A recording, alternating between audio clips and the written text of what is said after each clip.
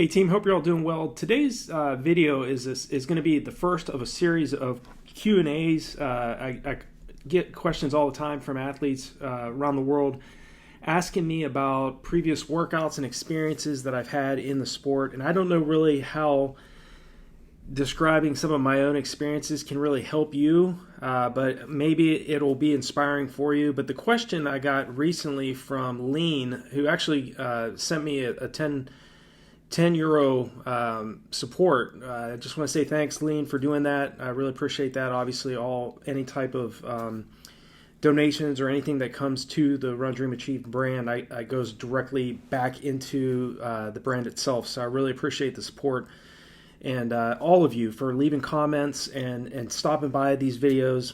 It definitely means a lot, and I really appreciate that. But he was asking, are you able to post some more videos about your previous workouts and experiences you've had during your races? Let us know how much those runs hurt.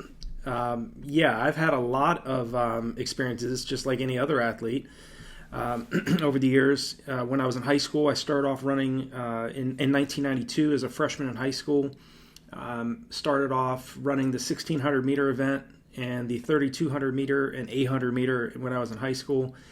Had been running pretty much since I was 15, and probably the types of workouts that helped me out the most over the years, especially training for the longer races, were doing 20-mile long runs under an hour and 57 minutes, several under 2 hours. When you get to a point where you can run 20 miles or 32 kilometers at under 6-minute mile pace, you definitely know you're getting in solid shape. If you're running in the fives per mile, whether that's low to mid to high fives, and you're under 6-minute mile pace, for me personally, that was a great indicator for me going into my major races. So probably the hardest the hardest long run I ever did was 6 weeks prior to the 2011 Monumental Indianapolis Marathon, and I did a 20-miler in 1 hour 50 minutes and 2 seconds.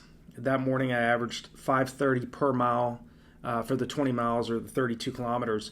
So there's a variation, and I had never run that fast, even leading up to my 219 marathon at the 2007 California International Marathon. So I was very prepared and excited going into the 2011 Monumental Indianapolis Marathon. But I ended up finishing in 5th place, ran 2:26:42. I had to jump in a porta-john at around mile 17 or 18. That's why I always tell athletes, make sure that you're eating your breakfast preferably 3 hours prior to the start of your marathon rather than 2 hours. And I think I ate my breakfast right around an hour and 45 minutes to 2 hours before the start of that race. And for whatever reason, it just didn't. That morning I had to make an emergency stop. It did cost me some time.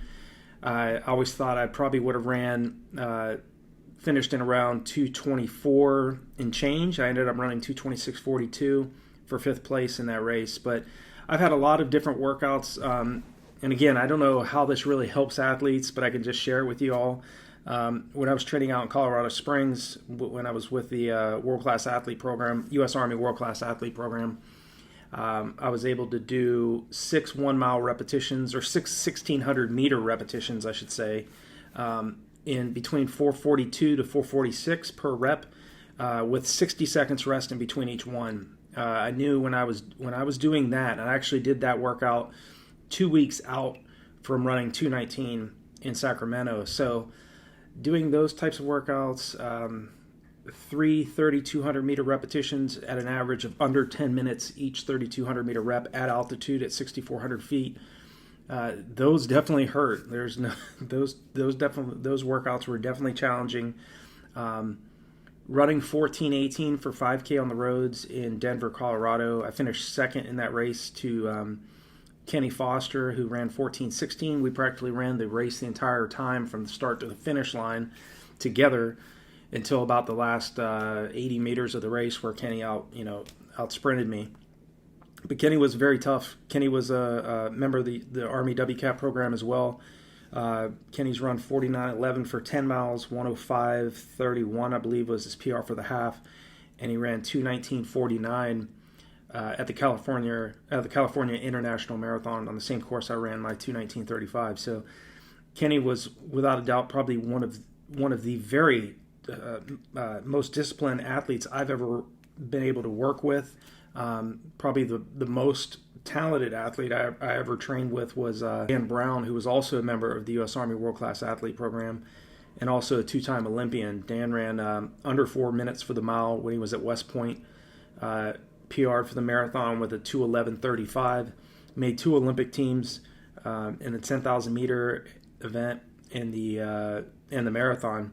So I was able to train with some really great athletes, several sub 4 minute milers, several athletes that ran anywhere from under 2:20 for the marathon up to around 2:23 range when I was with the WCAT program. But I've also trained with Kenyans, a few Kenyans that had PRs of under 2:10 for the marathon.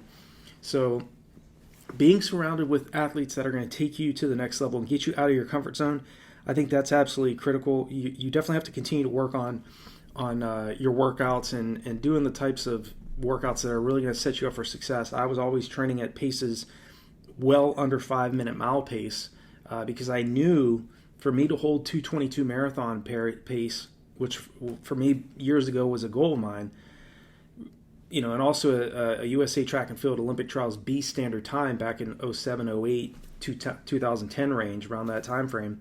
I had to get used to running at paces that were down toward 440s to 450s per mile pace. And that's why I always share with athletes here that, you have to train much faster than your goal race pace if you're really wanting to get race pace to feel easier and for you to improve your body's lactate tolerance so that you can sustain your goal race pace from start to finish. And a lot of athletes, we have issues sustaining that pace. We can hold goal race pace for maybe a segment of the race, but we have a really hard time following through all the way to the finish line. And so, every workout you do is a stepping stone to get you to the next level. You're going to have bad workouts. You're going to have bad races. So don't let that get the best of you. And I've always tried to focus on that, in previous workouts and experiences that I had over the years in my own training. Not to say that I'm not still training.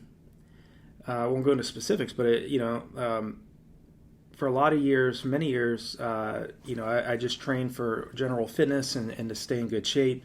But in terms of racing, you have to get in that killer mindset that, hey, it's up to me how good I want to be, and nobody's going to hold your hand and get you out the door and expect you to put in the heavy work. You have to go out there and continue to do this over a long period of time. And unfortunately, it may take you several years to get to a point where you set a new personal best. So my advice to athletes is just be patient with yourself.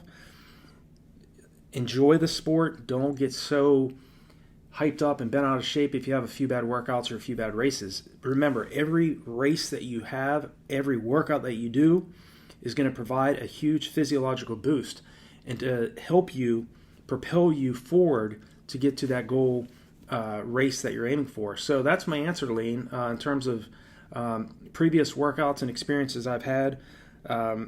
Training at high altitude was obviously hurt very bad. I did several long runs at 10,000 feet in Colorado when I was stationed out there at Fort Carson. Many long runs, very hard long runs.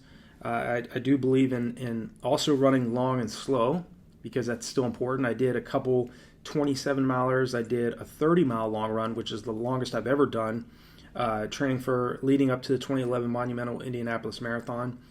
And that was out in Kentucky. I did a 30-miler and 15 miles out, 15 miles back. And that day I averaged 6:02 per mile for the 30 miles I ran. And I remember just getting back to my vehicle and I was just soaked in salt. I was still drinking throughout that run, but I had never run that far in my life.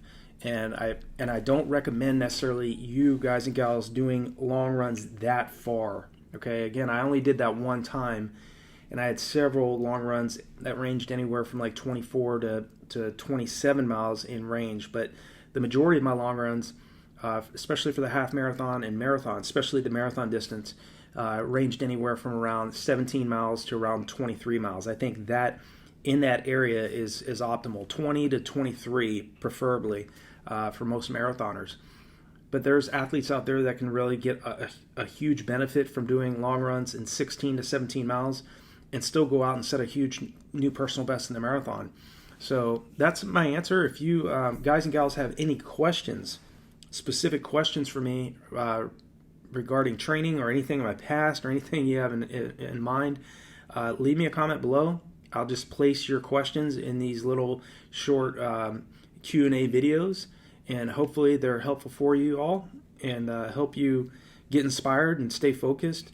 If I as a starting off as a 5:30 1600 meter athlete and an 11:30 3200 meter athlete in high school as a freshman can go from my freshman year running those times to breaking the 2:20 marathon barrier, it should inspire you and show you that you can as well. Okay, you just can't rely on, if you're lacking in talent, you have to rely on your drive and motivation and focus to stay consistent over many years, because that's what it's gonna take. There's no easy way. There's no easy process here in middle to long distance running. You have to have a long-term vision.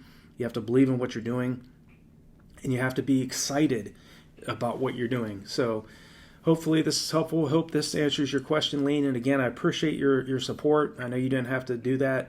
And if athletes, if that's something you're interested in, and you want to leave a donation of anything, there's a small heart underneath all of these videos. You'll see right here below. It's a little heart thing, and you can hit on that and make a donation if you want. But again, just taking the time to watch these videos or leave a comment or leave your thoughts is really huge for me. It gets me inspired just hearing from all of you from around the world. And I wish you all the best, and talk to you all, you guys and gals, all in the next video.